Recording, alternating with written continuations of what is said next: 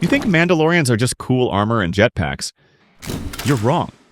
You know the surface, the helmets that never come off, the warriors who never surrender, the culture that turned "this is the way" into a religion. But what if I told you that everything you think you know about Mandalore is a lie built on another lie, built on top of a genocide so complete that an entire way of life was nearly erased from existence? We're not talking about simple warriors. We're talking about a culture that once conquered half the galaxy and made the Jedi Order itself tremble with fear. We're talking about a planet that was literally turned into a radioactive wasteland by its own people. We're talking about a society that tore itself apart so violently that the survivors had to choose between forgetting their past or being consumed by it. I'm about to take you through the most brutal, tragic, and fascinating history in Star Wars. A story of honor twisted into fanaticism, of peace purchased with cultural extinction, of warriors forced to choose between their identity and their survival. You're going to understand why Mandalore isn't just a planet. It's a warning about what happens when a culture's greatest strength becomes its fatal weakness. And I'm starting with the single most important fact about Mandalorian history. A truth so disturbing that it explains why Mandalorians spent thousands of years fighting everyone, including themselves. The ancient Mandalorians, conquerors of the galaxy. The original Mandalorians weren't human. Let that sink in for a second. The species called the Taung were the first Mandalorians. These weren't the armored warriors you know from The Mandalorian. These were gray-skinned, fearsome beings who worshipped war itself as a form of art. To the Taung, combat wasn't just survival, it was expression, religion, and purpose all rolled into one. And they were really good at it. The Taung didn't just fight, they conquered. World after world fell before their advance. They didn't have the Force like the Jedi. They didn't have massive resources like the Republic. What they had was a culture that made every single member a weapon from birth to death. Here's what made the ancient Mandalorians terrifying. They didn't care about species or origin.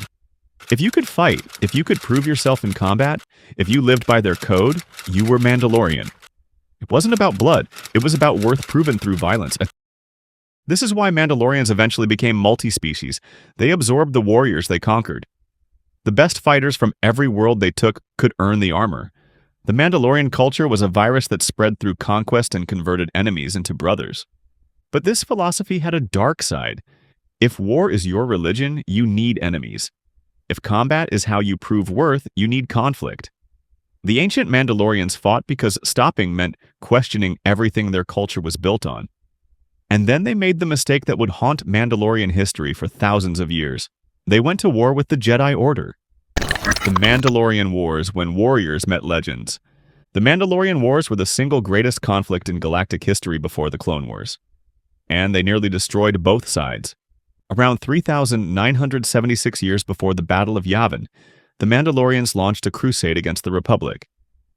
They weren't trying to conquer, they were trying to test themselves against the greatest warriors the galaxy had, the Jedi Knights. Think about the arrogance of that. The Jedi were space wizards who could see the future and move objects with their minds.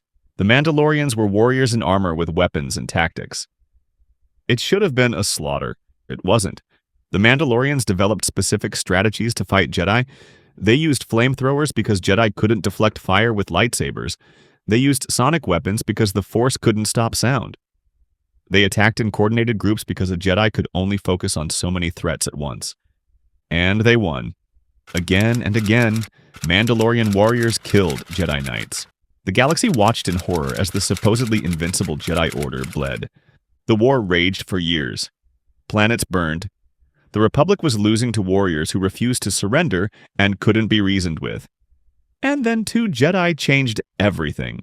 Revan and Malak, against the wishes of the Jedi Council, gathered an army and went to war. Not defensive war, total war. The kind where you don't just beat your enemy, you break them so completely they can never rise again. Revan understood what the rest of the Jedi Council didn't. You can't beat Mandalorians by being better warriors. You beat them by destroying the foundation of their entire culture. The final battle took place over the planet Malachor 5. What happened there was so horrible that it became a wound in the Force itself. Malachor 5? The death of the old ways. The Battle of Malachor 5 ended the Mandalorian Wars. It also ended the Mandalorians as anyone had known them. Revan didn't just want to defeat the Mandalorian fleet, He wanted to teach them that their way of life led only to death. So he lured the entire Mandalorian armada to Malachor 5 and activated a superweapon called the Mass Shadow Generator. The Mass Shadow Generator created artificial gravity so intense that it pulled ships from orbit directly into the planet's surface. Mandalorian warriors died screaming as physics itself crushed them, thousands upon thousands in seconds. But the real damage wasn't physical. The weapon created a wound in the Force so deep that Jedi on distant worlds felt the death like a scream that wouldn't stop. The planet became a graveyard world, poisoned by the dark side.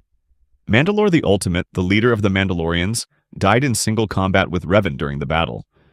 When Revan killed him, he didn't just kill a man, he killed the symbol that held Mandalorian culture together. After Malachor 5, the surviving Mandalorians scattered.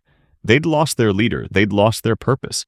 They'd learned that their warrior culture led only to extinction. Revan took the Mask of Mandalore and hid it. Without a leader to unite them, the Mandalorians couldn't organize. The old Mandalorians died at Malachor 5. What came next was something different, something smaller, something that would struggle with its own identity for thousands of years. The new Mandalorians, peace through cultural death. Duchess Satine Kryze looked at Mandalore's bloody history and decided the only way to save her people was to kill who they were. Let's jump forward thousands of years. By the time of the Clone Wars, Mandalore had rebuilt itself. The planet was a desert wasteland after centuries of civil war, so the new Mandalorians built massive domed cities where they could live in peace. But here's what the new Mandalorians had to do to achieve that peace. They rejected everything that made Mandalorians Mandalorian. No warrior culture, no weapons, no armor, no conquest. They became pacifists, artists, politicians, everything except what they'd been for thousands of years. Duchess Satine banned traditional Mandalorian armor. She outlawed warrior training. She taught children that violence was always wrong, that the old ways were barbaric, that peace was the only path. And she was right, sort of. The old ways had led to catastrophe. Mandalore's surface was uninhabitable because of weapons that shouldn't exist. The warrior culture had nearly destroyed the Mandalorian people. But Satine's solution wasn't peace. It was cultural extinction wearing a peace symbol. She wasn't just rejecting violence, she was erasing identity. Entire generations grew up not knowing how to fight, not knowing their history, not understanding why they were different. The traditionalists, calling themselves Death Watch, went into exile on Concordia, Mandalore's moon, and plotted to overthrow Satine. Not because they were evil, but because they genuinely believed that a Mandalorian without warrior culture was no Mandalorian at all. Here's the tragedy. Both sides were right, and both were wrong. And the conflict between them would tear Mandalore apart again. Death Watch and Maul. Tradition becomes terrorism. Death Watch didn't start as terrorists. They started as survivors trying to preserve a dying culture. Pre Vizsla led Death Watch with a singular goal: restore Mandalore's warrior traditions by any means necessary. He wasn't wrong that Satine was erasing Mandalorian identity, but his solution was to become exactly what Satine feared most. Death Watch bombed civilians. They assassinated officials. They terrorized their own people. Pre Vizsla carried the Darksaber, an ancient weapon forged by the first Mandalorian Jedi. In tradition, whoever held it had the right to rule. But Death Watch's methods were anything but honorable. They used bombs and terrorism. They attacked civilians instead of fighting warriors. And then Pre Vizsla made the worst decision in Death Watch history. He formed an alliance with Darth Maul. When Darth Maul showed up on Mandalore, he did something no outsider had ever done. He conquered it by using Mandalorian culture against itself. Maul orchestrated a brilliant invasion. He brought criminal organizations to attack Mandalore's cities. The new Mandalorians with no military were helpless. Death Watch swooped in to rescue them. The people welcomed Death Watch as heroes. Pre Vizsla took control, and then Maul challenged him to single combat for leadership and the Darksaber. According to ancient tradition, Pre Vizsla had to accept. Maul killed him in under a minute. And according to Mandalorian tradition, that meant Maul was the rightful leader, an outsider, a Sith Lord, and he claimed leadership through their own sacred traditions. Bo-Katan Kryze rejected Maul's leadership. "You're not Mandalorian," she shouted, but Maul's response was perfect. "I won the Darksaber in combat. By your own laws, I am your leader." Half of Death Watch followed Bo-Katan into rebellion. The other half followed Maul because tradition demanded it. The movement split over whether tradition or identity mattered more. Maul sat on Mandalore's throne and used Mandalorian warriors as his personal army. Satine's death, the price of peace. Duchess Satine's death is the most tragic moment in Mandalorian history. Not because she died, but because her death proved both that she was right and that being right wasn't enough. Maul captured Satine and brought her before Obi-Wan Kenobi, who'd come to help. Here's where we learned something crucial. Satine and Obi-Wan had been in love years earlier. Obi-Wan had protected her for a year, and they'd fallen for each other. But duty came first. Maul sensed their connection through the Force. He realized the perfect way to torture Obi-Wan was to make him watch someone he loved die. Maul used the Force to pull Satine toward him, activated the Darksaber, and ran her through right in front of Obi-Wan, who was trapped behind a force field. "Remember," Maul said, "the first and only reality of the Sith, there is only passion." He was teaching Obi-Wan that attachment leads to suffering. Satine died in Obi-Wan's arms. Her last words were about her love for him, and Obi-Wan, who denied his feelings for years, finally admitted he'd loved her too. But here's what makes her death so important. She died proving her point. Violence killed her. The warrior culture she'd rejected claimed her life, and yet her pacifism had made Mandalore defenseless. Her rejection of warrior culture meant her people couldn't protect themselves. Satine was right that the old ways led to death, but her new ways also led to death. That's the tragedy of Mandalore. Every solution just created different problems. The Siege and the Great Purge. The Siege of Mandalore happened during the final days of the Clone Wars. Ahsoka Tano led Republic forces to liberate Mandalore from Maul's rule. Bo-Katan had asked for help, and for the first time in years there was hope. Ahsoka captured Maul. Bo-Katan began rebuilding, and then Order 66 happened. The clones turned on Ahsoka. Maul escaped. The Republic became the Empire. Mandalore had just been freed from one tyrant, only to immediately fall under an even worse one. The Empire looked at this proud warrior culture and decided to solve the Mandalore problem permanently. What the Empire did to Mandalore wasn't war. It was extermination. The Night of 1,000 Tears, when orbital bombardment didn't stop until the cities were ruins. The Empire didn't just kill Mandalorians. They stole Beskar from corpses, melted it down, turned Mandalorian identity into resources. Survivors scattered across the galaxy. Some went into hiding, denying their heritage. Some formed covert groups in sewers and abandoned places. Some became mercenaries. The Great Purge reduced Mandalorians from millions to thousands. An entire culture, a way of life that had survived tens of thousands of years, was nearly erased in a single generation. The Empire did this because Mandalorians represented something they couldn't tolerate. Mandalorians didn't care about species, only honor and skill. They were loyal to culture, not governments. They couldn't be controlled through fear, so the Empire killed them. Because a culture that values honor over obedience is dangerous to tyranny. The Great Purge wasn't just genocide. It was the Empire's statement that individuality itself was criminal. The tribe, survival through absolute tradition. The tribe that Din Djarin belongs to represents the most extreme response to the Great Purge, survival through unbreakable tradition. After the Purge, some Mandalorians decided their culture had been nearly destroyed because they'd become weak. They'd compromised their traditions, so the tribe created a new rule. This is the way. Never remove your helmet. Follow the creed absolutely. Question nothing. The armorer forges armor and teaches the creed with religious fervor. Every piece of Beskar is sacred.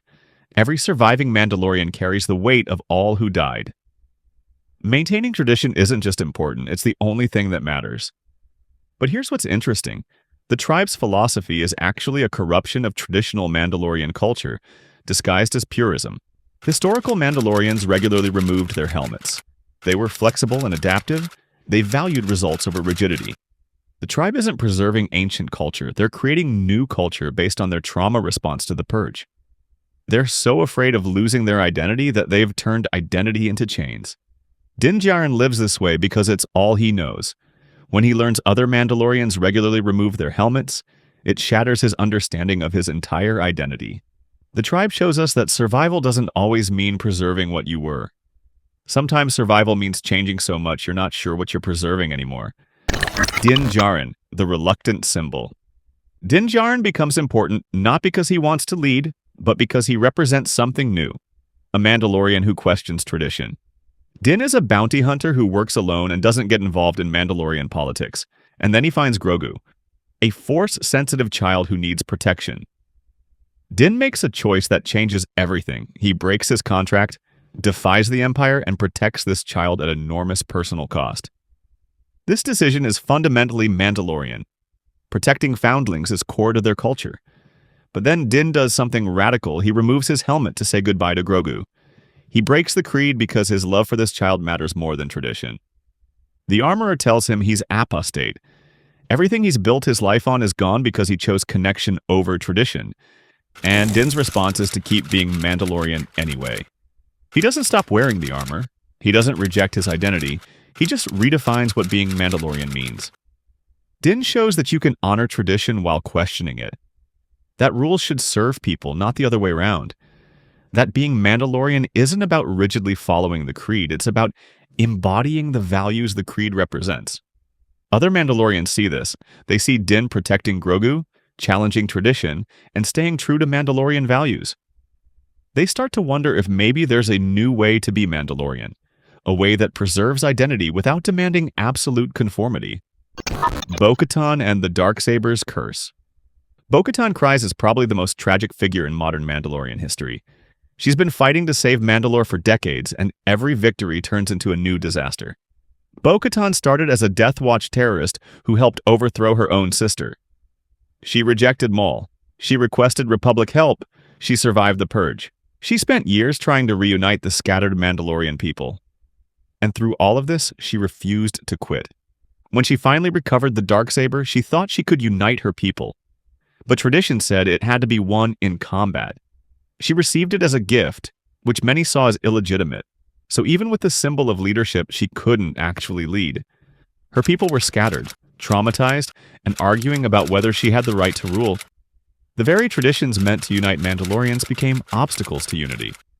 The Darksaber is supposed to be a symbol of legitimate leadership. Instead, it's become a curse that prevents exactly what it's supposed to create. When Din accidentally wins it from Moff Gideon, he doesn't want it. He tries to give it to Bo-Katan, who actually wants to lead. She can't accept it. Not because she doesn't want it, but because accepting it without combat would mean other Mandalorians wouldn't follow her. The symbol that's supposed to unify them would instead divide them further.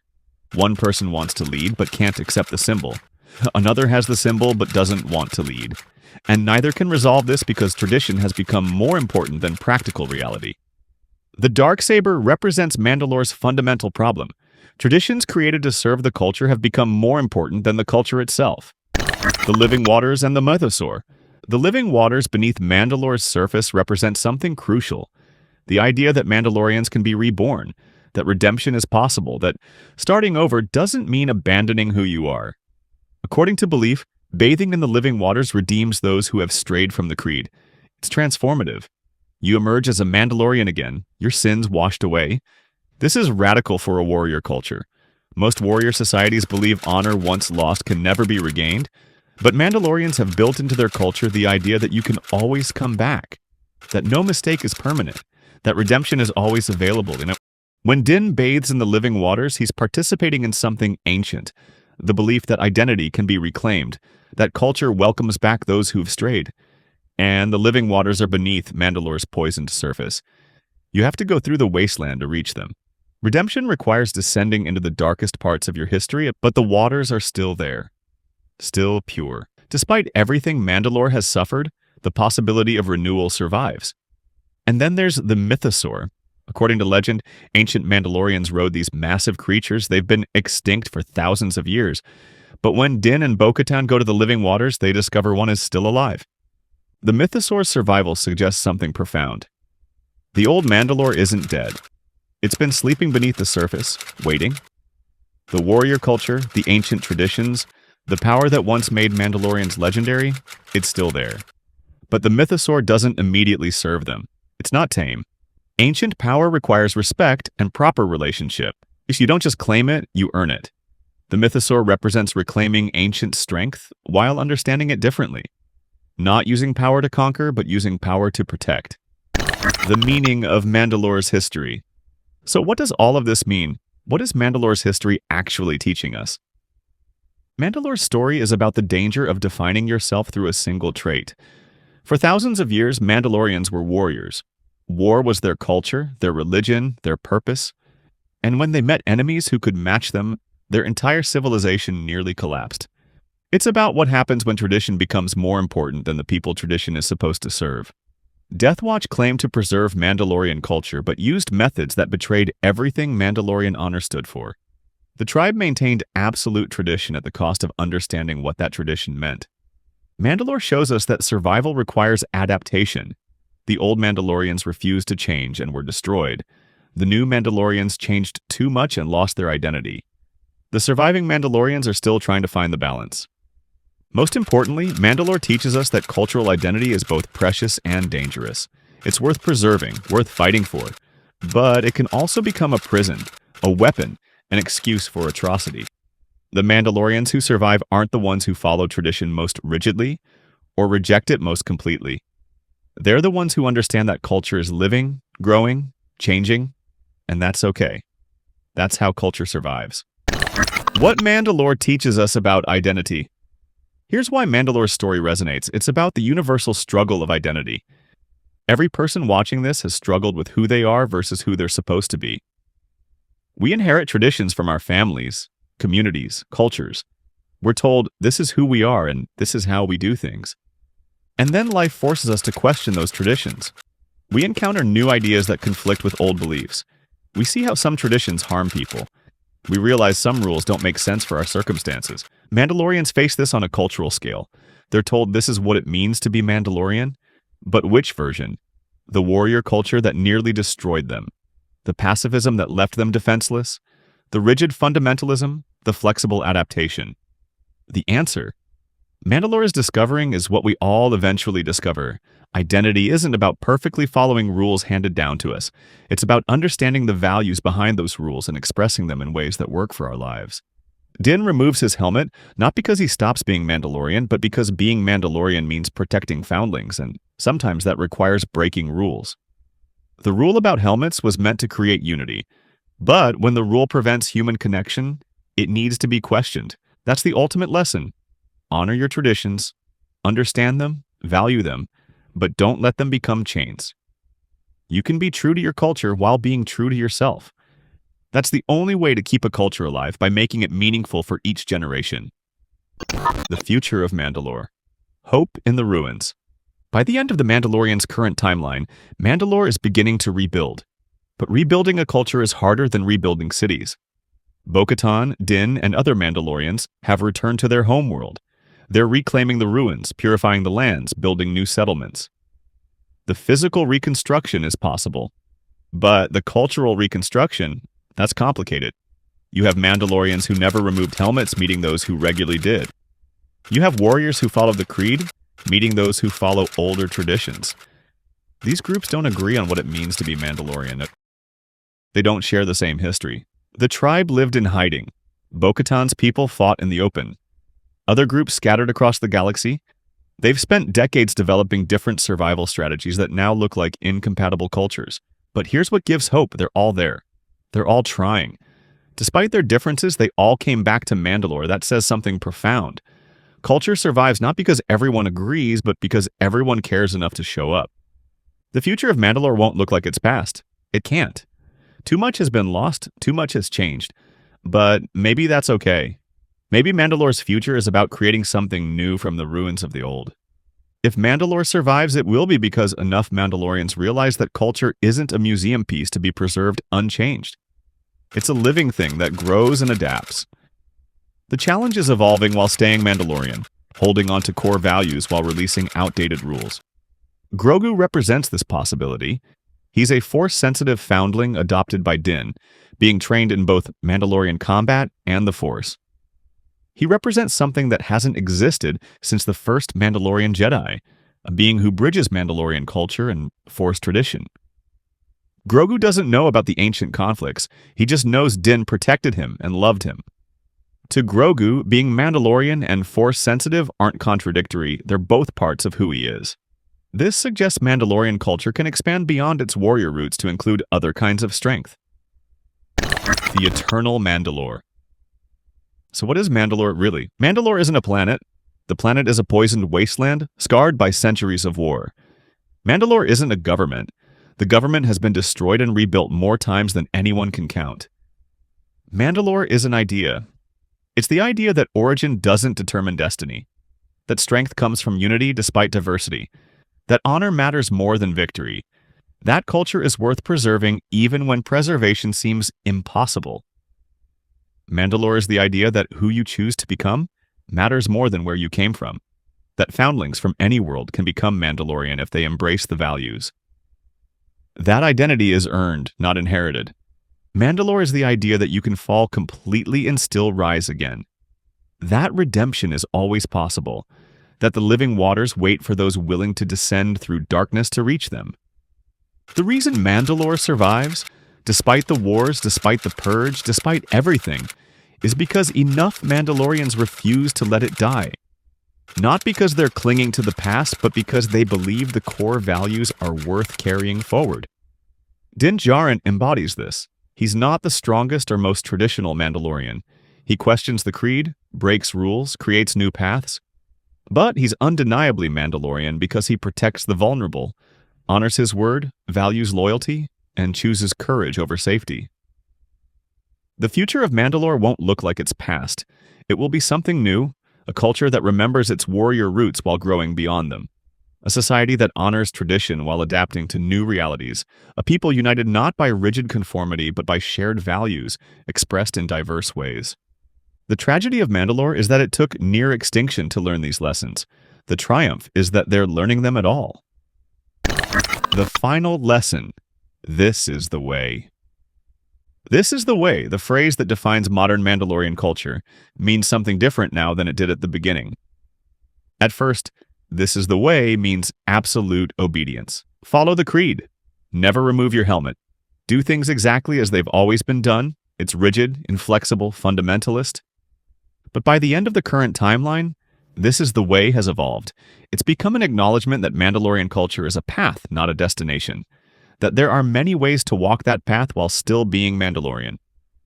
This is the way doesn't mean this is the only way. It means this is a way that works, that honors our past, that connects us to each other. It's an invitation, not a command. The Mandalorians who survive aren't the ones who follow tradition most perfectly. They're the ones who understand what tradition is trying to accomplish and find ways to accomplish it in new circumstances. That's the final lesson of Mandalore's hidden history. Culture survives not by staying the same, but by staying true to its core values while expressing them in new ways. Tradition serves the people. People don't serve tradition. So when a Mandalorian says, "This is the way," they're not ending discussion. They're inviting you to walk the path with them, to question, to struggle, to find your own way of being Mandalorian, to add your story to the endless story of a culture that refuses to die. Mandalore fell from honor into chaos, but chaos isn't the end. It's the space where new things can grow. And right now, in the ruins of the old Mandalore, something new is being born, something that honors the past without being imprisoned by it. This is the way, not because it's the only way, but because it's the way forward. And for Mandalorians, forward is the only direction that matters. Because here's the truth, Mandalore's story isn't finished. It's still being written by every Mandalorian who chooses to wear the armor, follow the creed, and carry their culture forward into an uncertain future. The hidden history of Mandalore teaches us that no fall is permanent, no destruction is complete. No culture is truly dead as long as someone remembers what it stood for and fights to keep those values alive. This is the way. If you thought Mandalore's hidden history was wild, wait until you see how many secret Jedi orders were working in the shadows this whole time. Click on the video on your screen now.